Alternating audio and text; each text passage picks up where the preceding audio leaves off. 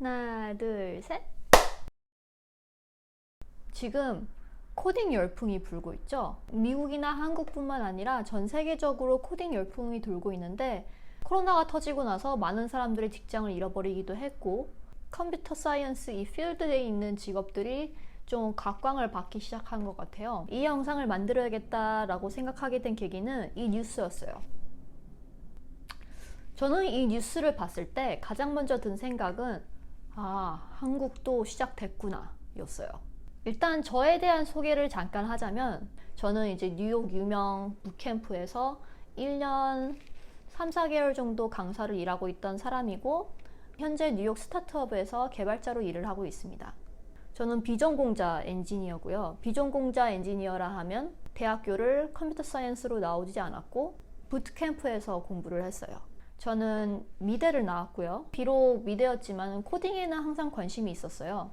한 5년 전에 대학을 졸업하기 전 아트 앤 테크놀로지 쪽에 관심이 많았거든요. 그쪽에 관심이 있다 보니 자연스럽게 코딩에 관심이 돼 있었고, 다만 졸업을 하고 나서 코딩을 배우게 될 계기가 별로 없었죠. 제가 부트캠프를 간 게 한 2년 전, 2019년 11월이었고요. 졸업을 2020년 3월, 뉴욕에서는 코로나 터지기 직전에 졸업을 했어요. 제가 간 북캠프는 이제 뉴욕에서 유명한 북캠프 중 하나였는데, 얼마나 유명하냐 하면은 구글 검색으로 뉴욕 북캠프라고 딱 치면은 이렇게 랭크별로 이게 딱 뜨잖아요. 그 랭크 탑 5 안에 드는 북캠프 중 하나였습니다. 운이 좋게도 그 북캠프의 강사로 취업을 할 수 있었고요. 1년 3, 4개월 정도 일한 후에 지금 현재 있는 회사로 이직을 한 상태입니다. 본격적인 이야기에 앞서서 이 영상이 도움이 될 분들은, 제가 생각하기에는 코딩을 배우고 싶어서 부트캠프를 알아보고 있는 분들, 그리고 어떤 부트캠프를 가야 될지 모르겠는 분들, 그리고 부트캠프에 대해서 들어봤지만 정확히 뭘 하는지 모르겠는 분들이 들으면 좋을 것 같아요. 근데 그게 아니어도 코딩에 관심이 있고 코딩을 어떻게 배워야 할지, 그리고 좀 북캠프를 염두에 두고 있는 모든 분들이라면은 이 영상이 도움이 될 거라고 생각합니다. 물론 이 영상은 이제 제 개인적인 경험에 기반한 이야기들이고요. 학생이었던 시절과 그리고 강사로 지냈던 시절의 경험을 기반해서 제가 중요하다고 생각한 몇 가지들을 토대로 진행을 해볼까 해요. 첫 번째, 붓캠프는 이제 사람들이 군대에 들어갈 때 군인이 되기 전에 몇 개월 동안의 훈련을 받잖아요. 그 훈련 받는 곳을 붓캠프라고 하거든요, 영어로. 한국말로 하면 신병 훈련소? 그런 붓캠프처럼 이제 옆 컴퓨터 프로그래밍 필드에서도 몇 개월에 거쳐서 코딩에 대해서 잘 몰랐던 학생들을 엔지니어로 탈바꿈 시킬 수 있도록 몇 개월 동안 바짝 훈련을 시키는 게 바로 붓캠프입니다. 아마 북캠프 고려하고 있는 분들이라면은 그 강사진에 대한 고민이 많으실 거예요. 제가 대답을 해드리자면 답은 YES입니다. 물론 이제 제 경험을 토대로 한 거기 때문에 아닌 북캠프들도 많겠지만, 일단 제가 나왔던 북캠프나 제가 들은 것에 의하면 북캠프에 있는 강사진은 전부 대부분 북캠프 출신 강사들입니다. 하지만 여기서 아셔야 할 게, 북캠프 출신이라고 해서 아무 북캠프 출신이라는 뜻이 아니라 그 북캠프의 졸업생일 가능성이 높아요. 저 같은 경우에도 이제 제가 다녔던 북캠프를 졸업하고서 그 북캠프의 강사가 되었던 거잖아요. 저도 처음에 학생일 때는 그게 살짝 이해가 가질 않았는데 강사가 되고 나니까 이해가 가더라고요. 제가 다녔던 북캠프에서도 시도를 안 한 게 아니었어요. 컴퓨터 사이언스 공부를 했거나 다른 북캠프에서 졸업을 했거나 그런 외부에서 온 강사진을 초빙한 적이 있는데, 그 사람들이 얼마 안 가서 잘렸어요. 왜냐면은 이 북캠프마다 커리큘럼이 조금씩 다르잖아요. 좀 비슷비슷할 수도 있지만은 일단은 좀 다르단 말이에요. 예를 들면은 제가 다녔던 북캠프에서는 백엔드 메인 언어로 루비를 가르쳤고 프론트엔드 언어로 자바스크립트를 가르쳤는데 그 두 가지를 아는 사람을 찾기가 사실은 좀 힘들거든요. 그래서 원래 저희가 고용했던 사람은 자바스크립트를 하는 사람인데 그래서 루비 커리큘럼 때는 이제 그 사람이 공부를 해야 되는 거예요. 학생들을 가르치기 위해서. 물론 그 사람이 좀 약간 노력을 하지 않은 것도 있었지만 본격적으로 자바스크립트 커리큘럼이 시작했을 때 잘 해낼 거라고 붓캠프에서 가지는 그 기대치라는 게 있잖아요. 그런데 그 사람이 아는 자바스크립트가 우리가 가르치려고 하는 자바스크립트의 스타일이 좀 다르고 그런 스타일 차이가 있다 보니 우리의 커리큘럼에 맞춰서 그 사람이 학생들을 잘 못 가르치는 거예요. 물론 그 사람이 이제 실력이 없었던 것일 수도 있지만 커리큘럼에 대한 이해도가 높지 않았다고 생각이 들어요. 붓캠프 입장에서는 졸업생들 중에서도 좀 특출한 졸업생들을 선생님으로 초빙함으로써 좀 더 교육을 시키는 게 오히려 커리큘럼에 대한 이해도가 높고 학생들의 질문에 더 제대로 답할 수가 있는 거죠. 그 커리큘럼을 이미 배운 사람들이기 때문에 학생들이 이제 공부를 하면서 발견하게 되는 버그들이나 아니면 에러 메시지라든가 이론에 대한 질문들이라든가 그런 부분에 있어서 졸업생들이 좀 더 대답을 하기 수월하다 이거죠. 다만 이제 문제가 되는 것은 졸업생 같은 경우에 전에 사람들을 가르쳤던 경력이 없었던 사람들도 있을 것이고 갓 졸업한 사람들인 경우에는 지식이 아무래도 몇 년 동안 있었던 사람에 비해서 좀 얕을 수가 있잖아요. 강사가 된 지 얼마 안 된 선생님들이 많은 경우에는 이제 좀 똑똑한 학생들이나 아니면은 코딩에 대해서 좀 이미 알고 있었던 학생들 같은 경우에는 좀 불만을 가질 수가 있죠. 제가 다녔던 부트캠프 같은 경우에는 그 강사들 중에서도 인스트럭터와 TA로 좀 나눠졌어요. TA는 이제 Teaching Assistant라고 완전한 인스트럭터가 아닌 그러니까 보조 선생님 같은 경우죠. 그래서 그 보조 선생님이 인스트럭터가 되기까지는 1년 정도의 시간이 걸리는데 강사진이 붓캠프 출신이라고 해서 너무 걱정할 필요는 없어요. 만약에 강사진들이 다른 붓캠프에서 온 강사진들이 많다 하면은 좀 걱정하셔도 될 것 같지만 만약에 강사진이 그 붓캠프를 졸업한 사람들이고 그리고 좀 그 붓캠프에 있는지 1년이 넘은 사람들이 많다 하면 그 커리큘럼에 대한 이해도가 굉장히 높은 강사진이라고 할 수 있는 거예요. 그리고 만약에 생초짜라면 코딩에서 정말 잘 모른다. 솔직히 강사진이 그 붓캠프 출신이었는지 아니면 얼마나 공부했는지 그건 사실 중요하지 않고요. 그 커리큘럼을 공부함에 있어서 얼마나 그 지식을 잘 전달할 수 있고 질문에 얼마나 잘 대답을 할 수 있느냐가 관건이겠죠.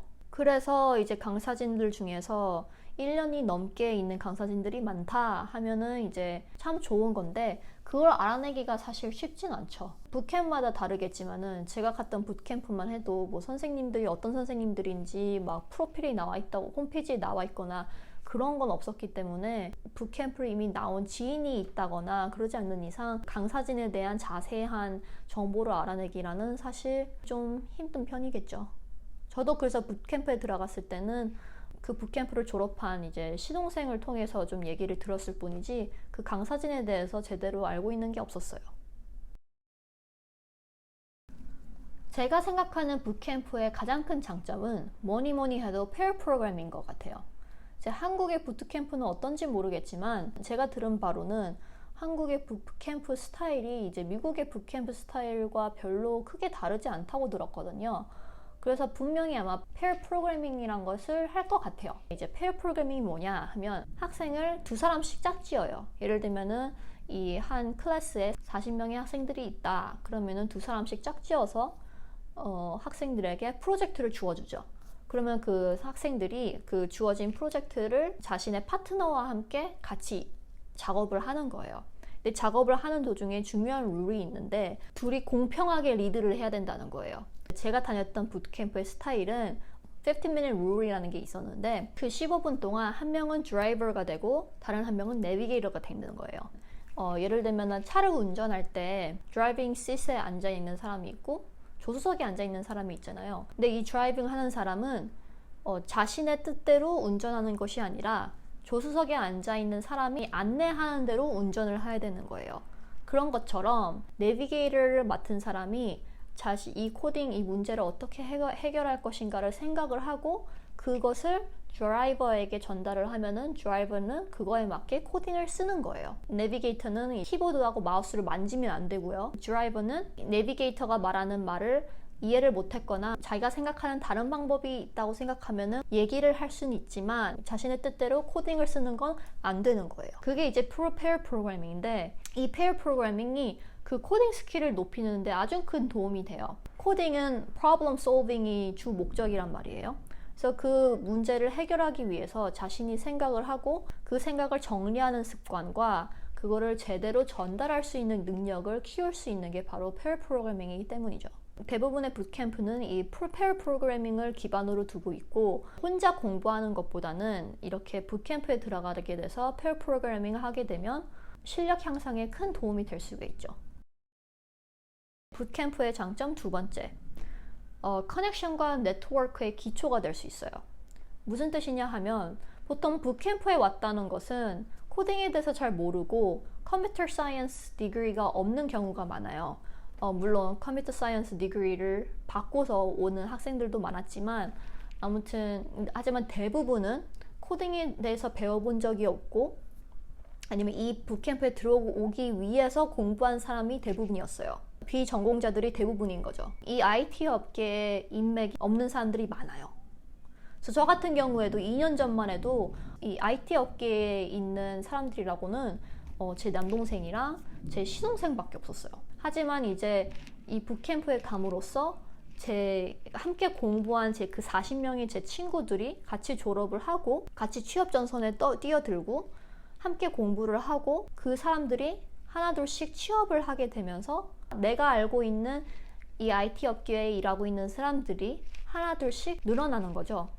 한국은 매년 그런 취업 시즌이라는 게 있잖아요. 그리고 뭐 회사 대기업 같은 경우에는 이제 대대적으로 이제 취업하게 하는 그 프로그램 같은 게 있고 미국은 그런 게 많이 없어요. 물론 취업 시즌이라는 게 있긴 하지만 그냥 그 기간 내에 회사들이 많이 고용을 한다는 것 뿐이지 무슨 이제 대대적으로 뭐 7월마다 여기 취업이 오픈되니 다 지원하세요 뭐 이런 건 없어요. 이런 네트워크와 커넥션을 통해서 이제 고용이 되는 형태가 좀 있어요. 낙하산을 꽂는다는 게 아니라 뭐 예를 들면 이미 이 회사에 일을 너무 잘하고 있는 사원이 있는데 그 사람이 추천을 하는 사람이 있네? 그러면은 회사 입장에서는 처음 본 사람과 회사에서 일 잘하는 사람이 추천한 사람 그 둘 중에서 누굴 먼저 인터뷰를 하고 싶겠어요? 당연히 추천받은 사람을 인터뷰 먼저 하고 싶겠죠. 그런 추천 시스템이 되게 중요한 편이에요. 미국에서는. 한국에서도 그러겠지만 보통 대학이 인맥의 시작이라고 하잖아요. 근데 만약에 그 대학을 안 갔으면 대학을 안 가게 돼서 붓캠프를 가고 그럼 그 붓캠프가 자신의 인맥의 시작이 되는 거예요. 그리고 그 붓캠프에 들어온 애들은 다 전부 취업을 목적을 하고 있는 사람들이기 때문에 내 친구들이 취업이 되면 될수록 그 친구가 나를 추천해줄 가능성이 점점 높아지는 거죠. 붓캠프의 장점 세 번째, 질문을 할 수 있다. 되게 심플하지만 아주 큰 거예요.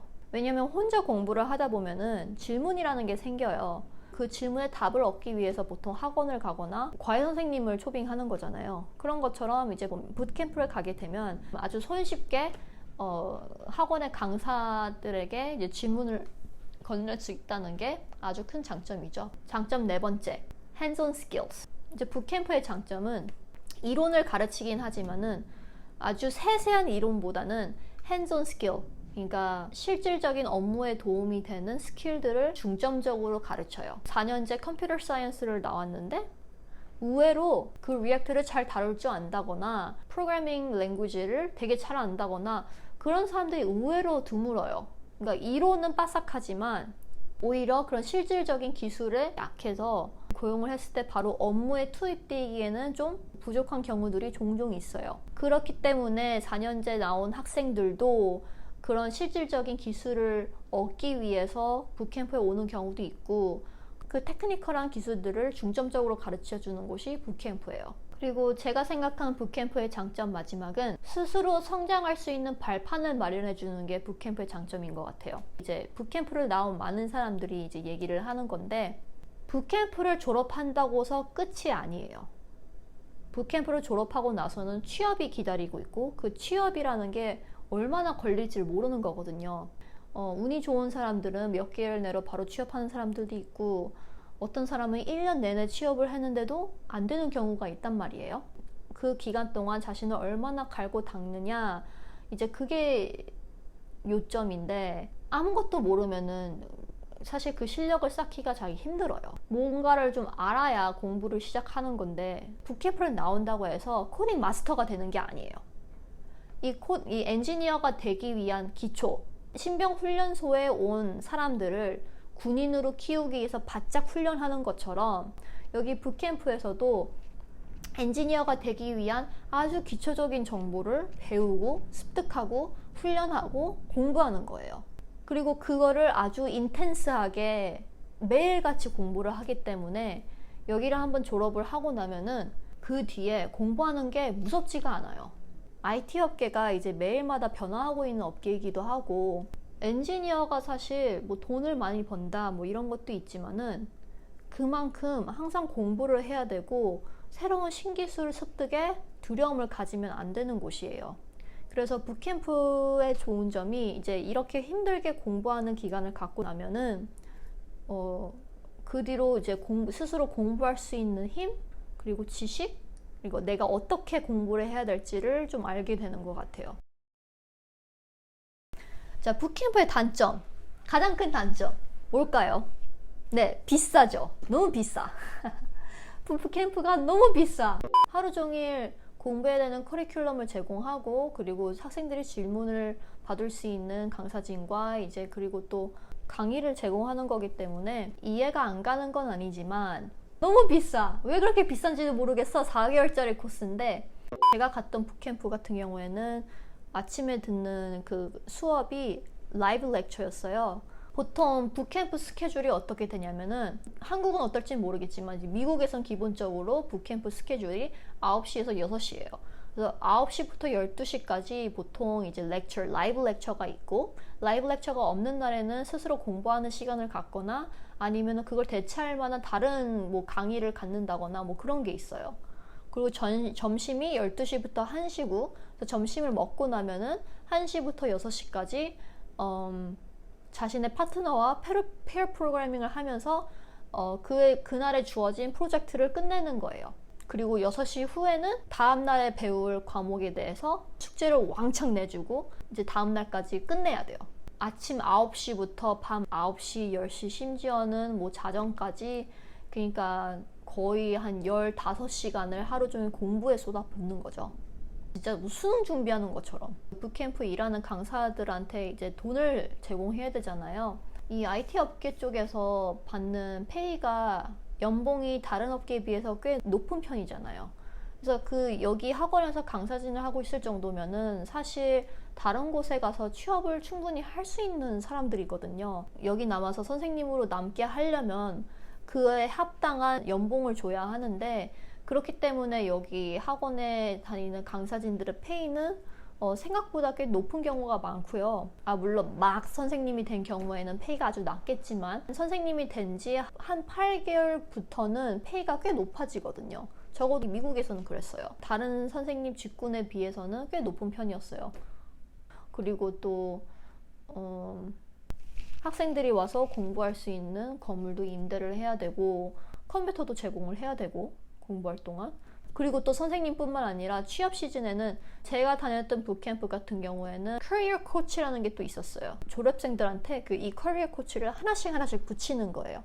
그래서 취업할 때까지 이 학생이 공부를 제대로 할 수 있도록 가이드라인을 제시하고 만약에 다른 회사와 인터뷰가 잡혔다. 그럼 그 인터뷰에 준비할 수 있도록 문제를 준다든지 도움을 준다든지 또 이제 커리큘럼 디벨롭먼트 팀이 있단 말이에요. 여기 IT 업계라는 게 기술이 항상 매일마다 바뀌는 업계다 보니까는 지금 배우고 있는 학생들에게 5년 전 쓰고 있던 커리큘럼을 쓰면 안 되는 거잖아요. 매년마다 이제 커리큘럼을 디벨롭 해야 되고 그 디벨롭 하기 위해서는 또 그 전문 선생님들을 모셔야 되고 그거에 대한 이제 페이도 있을 거고 그래서 사실 왜 비싼지는 이해는 가지만 학생 입장에서는 정말 비싼 편이긴 하죠.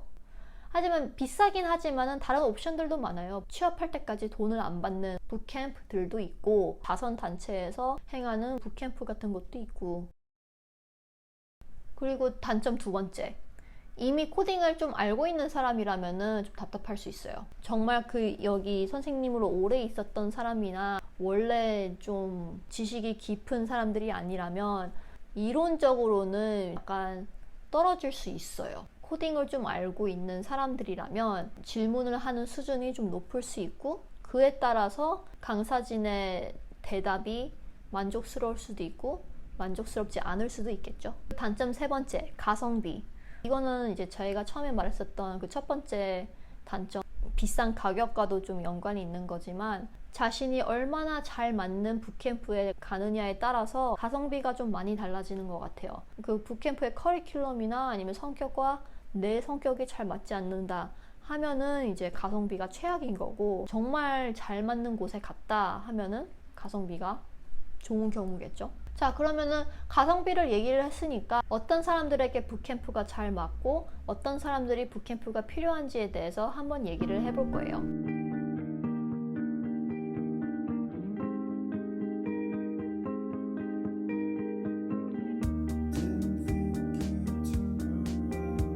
안녕하세요 여러분, 제 이름은 아라고요.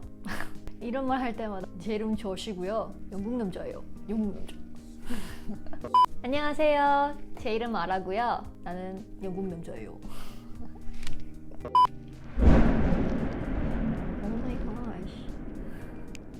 갑자기 천둥번개가